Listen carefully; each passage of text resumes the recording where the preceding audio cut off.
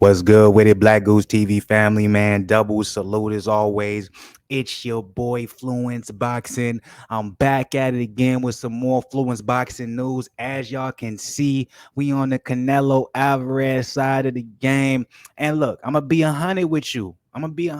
We all know Canelo is not going to be fighting for a while. He's coming off of the surgery of his hand or wrist, whatever the case may be. So we're not going to see him until probably like mid next year, early next year, whatever the case may be. As you can see from the title, he's shooting for May to be his return, May of 2023. But with that being said, I thought it was only right to present some of this information that I saw coming from the Boxing News 24 side of the game, in case anybody was speculating, anybody was wondering who Canelo was going to be considering his next fight to be next year. In the case of, you were hearing from other boxing sources, you were hearing from other boxing YouTube channels that Canelo versus Jamal Charlo was a big possibility for next year.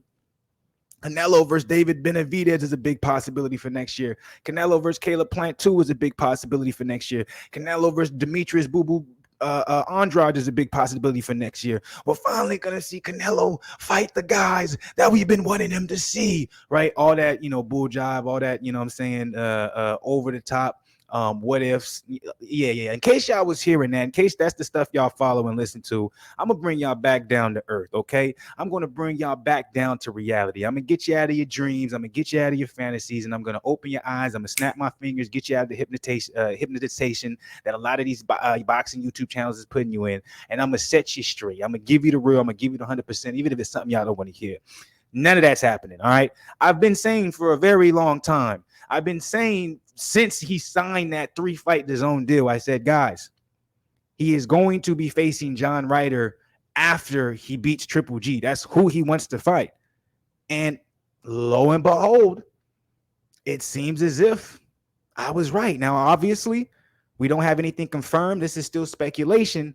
But I'm telling you guys right now, this is going to be the most accurate information when it comes to Canelo's next opponent. Not these guys trying to say PBC is Caleb versus David Benavidez a winner and like, nah, man, get that out of here. The reason why this is going to be the most accurate information to his next fight is because you guys have to remember Canelo wants to fight Bivol again. And he wants to fight him at 168. And Bivol wants to fight Canelo again. And he doesn't mind fighting him at 168. So how do we keep everything in the family? How do we keep the money moving and the money circulating within this box that we've created with the Canelo, DAZN, Bivol, etc., his management, promoter? How do we do this? Well, there's no need for you to step out, Canelo, and fight any of those PBC guys. We got John Ryder versus Zach Parker happening. That's for the 168. I believe it's the mandatory WBO belt. That was supposed to be, remember, Demetrius Andrade versus Zach Parker, but Demetrius Andrade ended up pulling out. Because he was supposed to get paid like basically 100K. He felt like it was disrespectful. A lot of people shunned Demetrius for that because he said, even though you might get paid shit money, as you can see now, you could have possibly been in a position where, yeah, I take less money for this fight, my lowest payday, but if I beat Zach Parker, I'll basically be in a position where I can fight Canelo, or he can't avoid me because I'll be his mandatory at, I think it was the WBO, super middleweight. So I have my criticisms for that. Being a big Demetrius Andrade boo-boo fan, it hasn't paid off for me. I can't shy away or shun away from that. He's made some pretty bad decisions. He hasn't made bad decisions when it comes to his career as far as money-wise, but he's made bad decisions as far as getting the fights where people think he's as good as he's saying he is, or his fans think he's good as he is. But all that is irrelevant. Let's keep on topic. Canelo Alvarez could be facing the Ryder versus Parker winner in May. There was also a report before this that came out that said he wanted a tune-up fight in May before he fought Dmitry Bivol in September. He's targeting the rematch for Bivol in September. So this only makes sense. This connects the dots like no other. Now, remember this. A lot of people are saying, well, that's a long way away for him to fight Bivol a second time in September. Bivol wants to fight Artur Beterbiev. Please, guys, remember this. Anthony Yarde will be fighting, I think, at the end of this month. If not the end of this month, it's early December, okay? He's taking a tune-up fight. And then early next year, or maybe around this same time, around May, Yarde versus Beterbiev is supposed to be happening because Yarde is Beterbiev's mandatory. So Bivol can't even fight Beterbiev. So let's keep this in mind. Canelo fights in May, right? The winner of Ryder versus Parker. Let's just say it's John Ryder. Let's just say Zach Parker. Who cares? He fights him, right? Beats him. Beterbiev fights in May, fights Yarde. As much as I don't want to say this to happen because I have Yarde winning, because I love Yarde, I don't care what it is. But let's say Beterbiev beats Yarde. Both of these two fighters are going to be available for Dmitry Bivol to choose from. Who do you think Bivol is going to choose? Do you think he's going to choose Better Biv, or you think he's going to choose that second fight with Canelo?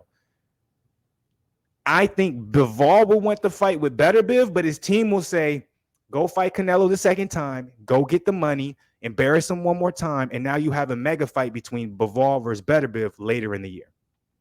Because Better Biv isn't getting any younger. Better Biv is getting older by the second. I think he's 37 now, turning 38. Bivol's still a young gun. I think he's only like 32, 33 years old. So he has time to play out these scenarios. He has time to make this money and do his thing and then say, okay, let's fight Better Biv. Better Biv is the guy who needs to rush everything up because he is getting older. Now, obviously, he hasn't taken a lot of damage, so he is young when it comes to boxing, but still, that's just what it is. But this is the most realistic situation when we're talking about Canelo's future for next year. He fights the winner of Ryder versus Parker in May, and then he's going to gear up and he's going to fight Bivol for the second time in September for Cinco de Mayo, and boom, we have another amazing Canelo year. Now, whether or not Canelo beats Bivol, I don't think he does. I think Canelo will lose again, and I think that will we'll start seeing the trajectory of Canelo being the biggest boxing guy and everyone loving him. I think that's where we're going to start seeing that go to a downfall. And you know, the reins in boxing start to switch up and we start looking at the younger guys again. But nonetheless, I do think this is the most realistic situation.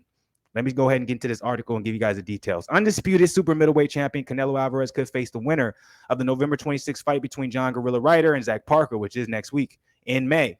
Canelo wants a rematch against Dmitry Bivol, but he does not want to take it straight away, given how overmatched he was last May against the unbeaten 175er.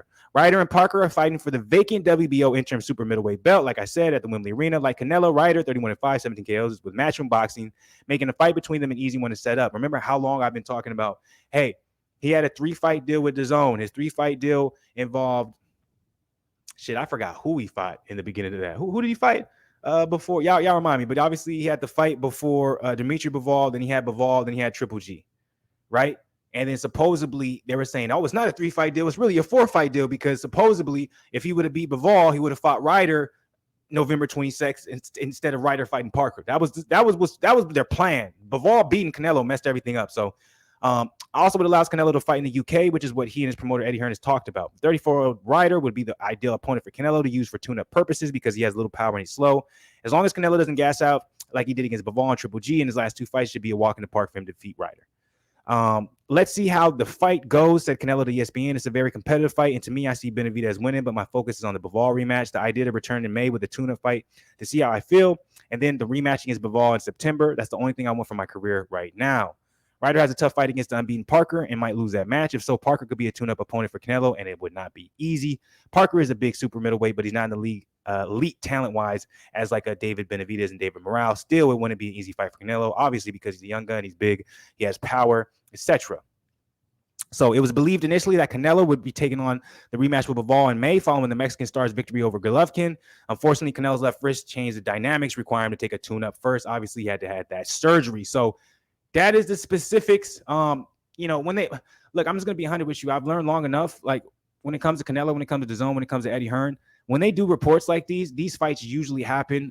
So don't be surprised. I'm just giving you guys a heads up. I'm like, all this speculation, all these ideas of Canelo fighting anybody from PBC next year, that's not happening. The money is staying in-house. The money is staying within the promoter's organization. The best ideal way to go about this, especially with Canelo coming off that surgery, face the winner of Ryder Parker, have the tune-up fight. Then we got September. We got Bivol. Even if he loses to Bivol, he can still move on and probably make some pretty big fights. But how y'all feel about that? What's your guys' thoughts overall? You guys upset about hearing this? Do you think it's all bullshit? Do you think ultimately Canelo needs to go ahead and face some of these PBC guys? Or is this the same old stories? You know, same story, different day. Canelo will be fighting the guys that you guys don't want to see, but we're still going to tune in and make it seem like it's the biggest fight ever. Let me know what y'all think. Drop it in the comments below while you're dropping it. Like the video. Subscribe to the channel if you're not part of the family. Road to 5K before the end of the year. Look, I'll be back, but with more boxing on the Arnold Schwarzenegger side of the game. Stay blessed, not stressed. Much love to the people. And you already